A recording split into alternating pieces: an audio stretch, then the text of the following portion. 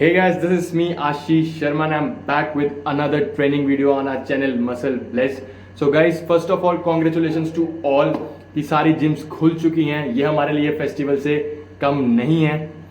तो गाइज जो जिम जा रहे हैं बंदे, तो यार उनके लिए तो सबसे पहले यार कोविड इज स्टिल अलाइव, वो अभी तक पूरी तरह से खत्म नहीं हुआ है। तो आपको अपनी प्रिकॉशंस खुद लेकर जाना है जिम। तो गाइज वो प्रिकॉशंस क्या है? एक तो आपको अपनी वाटर बॉटल कैरी करनी है। आपको किसी की वाटर बॉटल से पानी नहीं पीना है, ना ही जिम के वाटर कूलर से पानी पीना है। ना जाने उस पर किस किस के हाथ लगे हैं, तो हम अपनी हेल्थ के ऊपर चांस नहीं ले सकते, क्योंकि हम हेल्थ के लिए तो जा रहे हैं जिम। अगर हमारी जिम जाके हेल्थ खराब होगी तो उसका कोई फायदा नहीं। सेकेंड ऑफ ऑल, आपको सैनिटाइजर अपना एक साथ रखना है। आप सेट्स के बाद 3-4 सेट्स के बाद उस सैनिटाइजर को अपने हाथों में लगाएं, अपने हाथों को सैनिटाइज कर लें।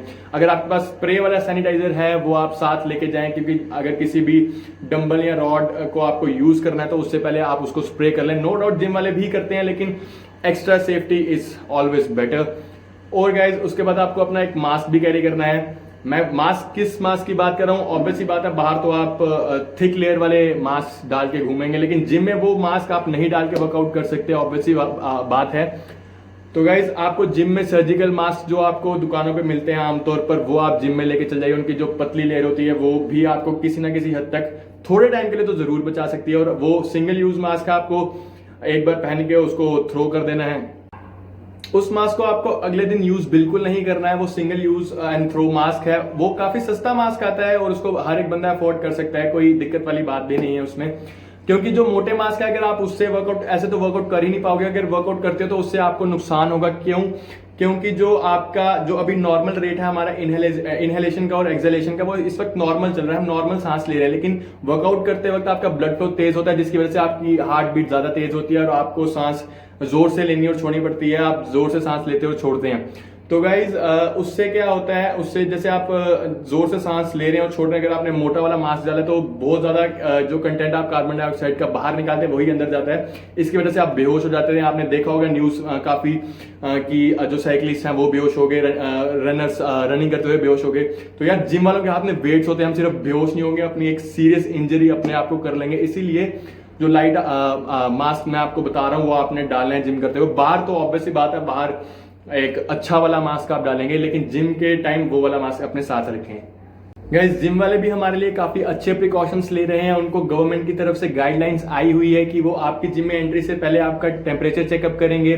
उसके बाद वो आपको बैचेस में जिम बुलाएंगे। बैचेस में क्यों बुलाना जरूरी है? क्योंकि आपको जिम में एक्सरसाइज करते हुए भी सोशल डिस्टेंसिंग का पालन करना है। आपके जो अगले वाला बैच है उसके आने से पहले ही उनको जिम को सैनिटाइज करना है। गाइज बैच सिस्टम में लेकिन एक प्रॉब्लम आ रही है, क्योंकि जो बैच है वो 8 से 10 मेंबर्स के ही हो रहे हैं मैक्सिमम जिम्स में, और कई जिम्स में तो इससे भी कम हो रहे हैं। वो प्रॉब्लम क्या आ रही है कि जो मेंबर्स हैं वो टाइम के साथ कोऑपरेट नहीं कर पा रहे, जो भी जिम वाले उनको अलो कर रहे हैं एक बैच में।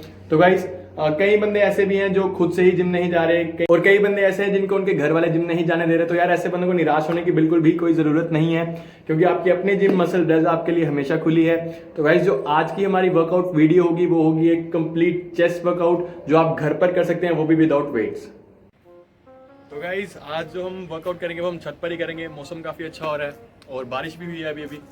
तो वैसे भी घर पे वर्कआउट करने का मजा ओपन एयर में ही आता है, छत पर, गार्डन में, वरांडे में। तो गाइस जैसे मैं हमेशा कहता हूँ कि वर्कआउट करने से पहले वार्म अप करना बहुत ज़्यादा ज़रूरी है।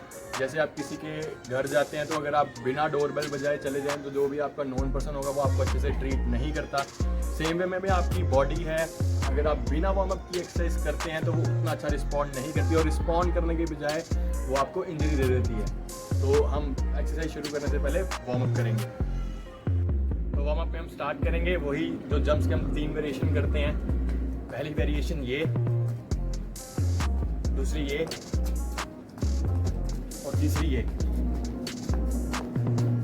आपको 50-50 रेप्स करने हैं। उसके बाद जो आप होगा आपका जो स्ट्रेचिंग होगी, क्योंकि जैसे आप चेस्ट मसल जैसे भी ट्रेन कर रहे हैं, अगर घर पर कर रहे हैं, जिम में कर रहे हैं, तो चेस्ट मसल में शोल्डर मसल भी इन्वॉल्व होता है। और अगर आप इसको फुली स्ट्रेच नहीं करेंगे तो ये फ्रीज हो जाएगा। काफ़ी बॉडी बिल्डर्स का आपने सुना होगा कि शोल्डर मसल फ्रीज होता है, उनका दर्द होती है उनको वेट लिफ्ट करते हो, वो इसी वजह से होता है क्योंकि हमने शोल्डर को स्ट्रेच अच्छे से नहीं किया होता है। तो हम शोल्डर स्ट्रेचिंग भी करेंगे। पहले इसमें आर्म रोटेशन क्लॉकवाइज आप 20 रेप कर लें और एंटी क्लॉकवाइज आप 20 रेप कर लें। उसके बाद स्ट्रेचिंग। तो इसके बाद हम शुरू करेंगे वर्कआउट। तो गाइस जो घर पर है मेन हमारे पुशअप से होंगे और जो मेन चेस्ट आपकी डेवलप होती है वो पुशअप से ही होती है। मेरी चेस्ट काफ़ी वीक थी पहले, तो जो भी ये ठीक हुई है तो ये पुशअप से ही हुई है। नो डाउट आप जिम में जा रहे हैं, आप वेट लिफ्ट कर रहे हैं, आप डंबल फ्लाइज कर रहे हैं, आप बेंच प्रेस कर रहे हैं, उससे आपकी चेस्ट अच्छी बनती है। लेकिन जो आपकी सही चेस्ट टोनिंग अप होती है, जो सही चेस्ट का मसल का बेस जो बनता है वो पुशअप से ही बनता है। तो गाइस थोड़ी थोड़ी बारिश स्टार्ट हो गई है, तो हमने अपनी जगह थोड़ी चेंज कर ली है। तो कैमरामैन सर आप भी थोड़ा इधर आ जाएं। तो हमारा जो पहला सेट होगा वो होगा नॉर्मल पुशअप्स का।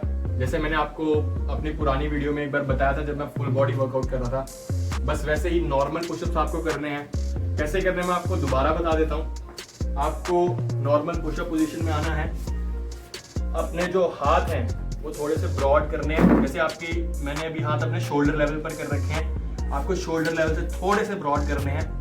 उसके बाद डाउन अप, डाउन अप। आपको क्या करना है, आपकी बाजू है जो वो यहाँ से खोल के ही लेनी है। अगर आप ऐसे लेंगे बाजू तो वो आपके ट्राइसेप्स पे, ये वाले मसल पर जोर आएगा, चेस्ट मसल पर इतना नहीं आएगा। लेकिन हमने अभी चेस्ट ट्रेन करनी है तो हम बाजू स्ट्रेट के बजाय थोड़ी सी खोल के रखेंगे। Down up, down up. और इसमें जो आपकी लेग्स होंगी, लेग्स को भी आपने थोड़ा सा ब्रॉड रखना है और ये चिपका के नहीं रखना।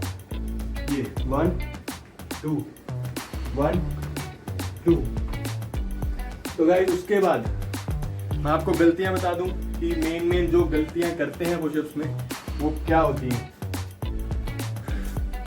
कई बंदे क्या गलती करते हैं, वो अपनी बैक को यूं रखते हैं, बेंड रखते हैं और ये जाते हैं। ये गलत है। ये चेस्ट पे आपका जो प्रेशर है वो उतना नहीं आता और बैक इंजरी अलग से हो जाती है।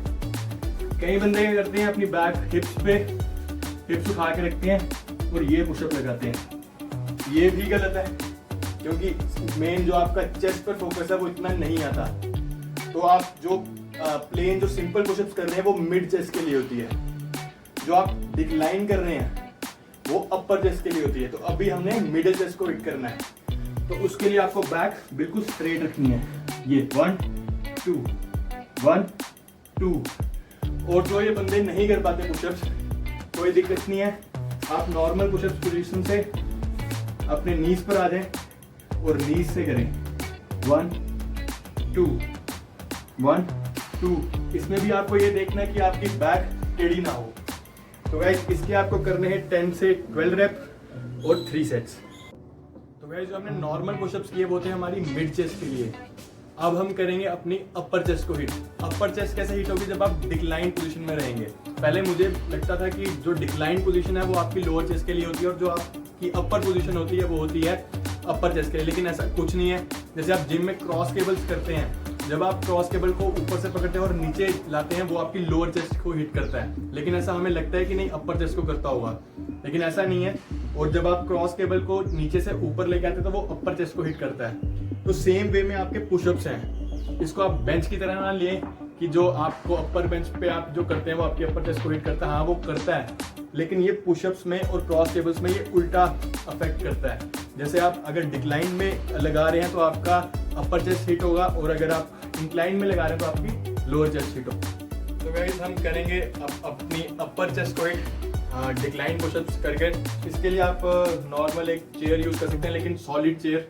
मेरे पास एक सॉलिड चेयर है, मैं इसका नाम नहीं लूंगा क्योंकि इन्होंने मेरी वीडियो स्पॉन्सर नहीं की। या आप स्टेयर्स का भी यूज कर सकते हैं, स्टेयर्स पर पाँव रख के, लेकिन मैं चेयर को ज़्यादा प्रेफर करता हूँ क्योंकि जो चेयर जितनी हाइट पर रहती है ये आपके डिक्लाइन पोजीशन इससे काफ़ी अच्छी रहती है। स्टेयर्स में है क्योंकि एक नीचे है एक ऊपर है, तो उसमें आपको एंगल का देखने में दिक्कत हो जाएगी।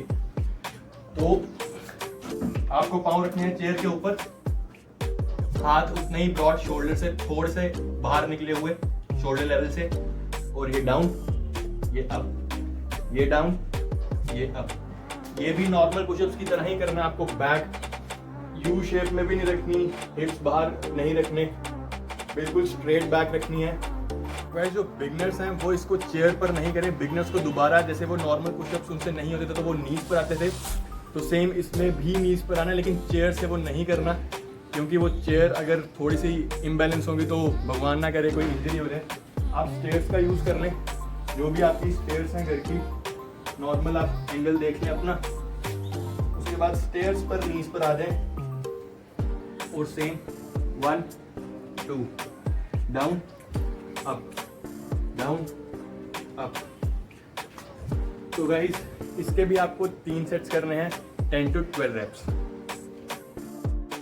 तो गाइस अब आपकी अपर चेस्ट और मिड चेस्ट जो है वो पंप हो चुकी हैं। अब आपकी टर्न है लोअर चेस्ट की, उसके लिए आपको स्टेयर्स यूज करनी है। तो गाइस आपकी जो लोअर चेस्ट है वो कैसे आपको हिट करनी है, अपनी स्टेयर्स पर आपको वही नॉर्मल पोजीशन में आना है पुशअप्स की। अपने शोल्डर से थोड़ा बाहर की तरफ रखने हैं हाथ, और लेग्स भी थोड़ी ब्रॉड रखनी है।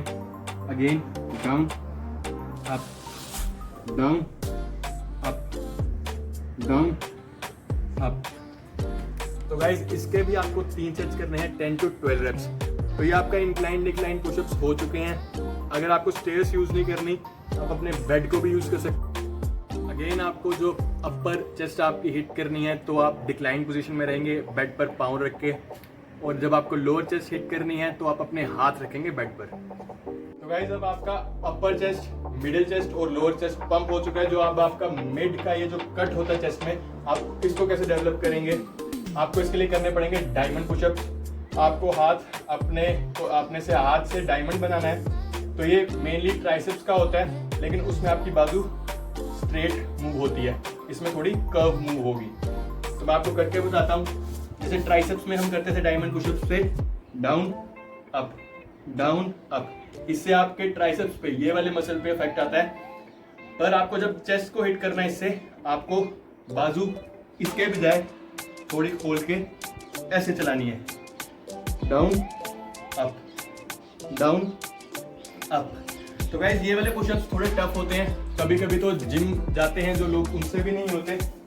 तो आपको क्या करना है, इसके लिए आपको नॉर्मल पुशअप पोजीशन के बजाय नीज पर आ जाना है, और वो करना है 1 2 डाउन अप।